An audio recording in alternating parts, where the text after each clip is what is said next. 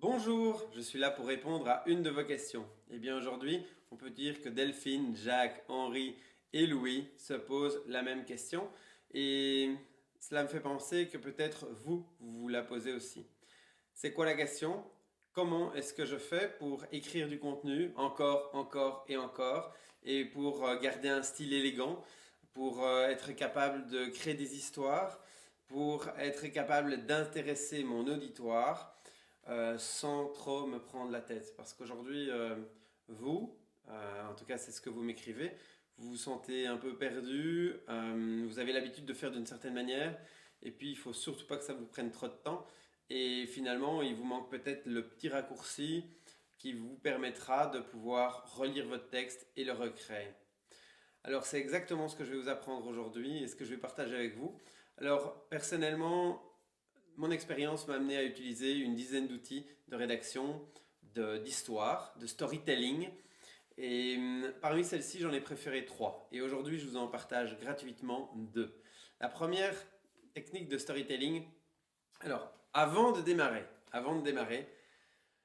peu importe la technique que vous allez utiliser, l'étape numéro un pour transformer ce quotidien pesant en quotidien intéressant, c'est d'écrire votre email sans aucune technique. Vous avez votre problème, vous avez votre solution, vous avez le point de performance que vous voulez mettre en avant. Eh bien, simplement, vous faites votre email comme d'habitude.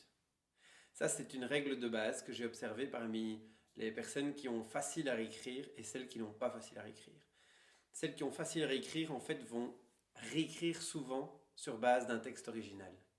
Et les personnes qui ont difficile à écrire avec une nouvelle méthode, c'est parce qu'elles ne possèdent pas la méthode et elles ne l'ont que très rarement pratiquée.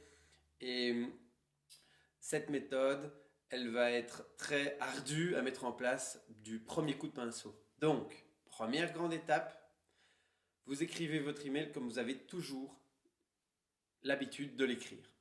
Ok? Vous restez dans votre zone de confort. Ensuite, vous réservez 15 minutes de temps pour mettre en place la solution SPIN. S-P-I-N. SPIN. Qu'est-ce que SPIN? Eh bien, c'est une méthode de vente que nous allons utiliser et nous allons refiltrer le texte que vous avez écrit à travers ces quatre lettres. Alors, S pour situation. Avez-vous démarré votre paragraphe par une phrase qui explique la situation que votre internaute vit, que votre destinataire vit et ou celle que vous vivez? Donc, quelle est la situation? Quel est le contexte?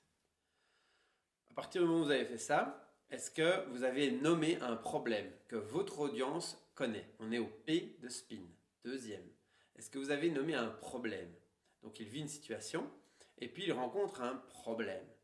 Et là, généralement, la majorité des débutants vont directement aller vers l'appel à l'action. Voilà la solution, achetez tout de suite. Moi, je vous dis, attention.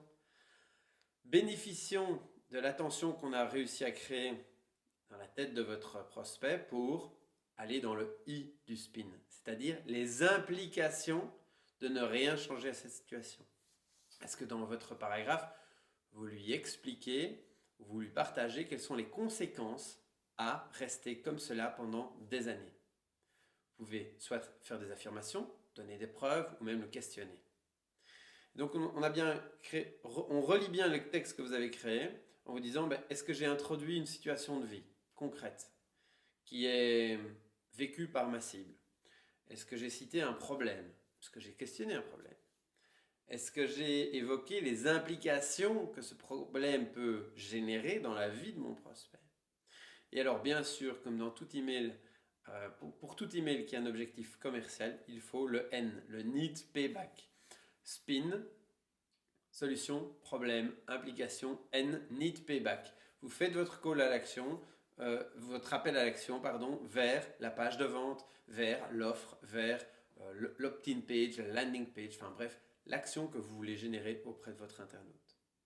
Alors ça, c'est la première méthode, SPIN. Je pense que lorsque vous écrirez votre texte, comme d'habitude, que vous reverrez cette vidéo et que vous vous direz, ok, quels sont les quatre filtres avec lesquels je pourrais tenter d'améliorer mon texte? Est-ce que j'ai parlé de la situation, du problème, des implications ou est-ce que j'étais bien clair sur ce que je demande à l'internaute?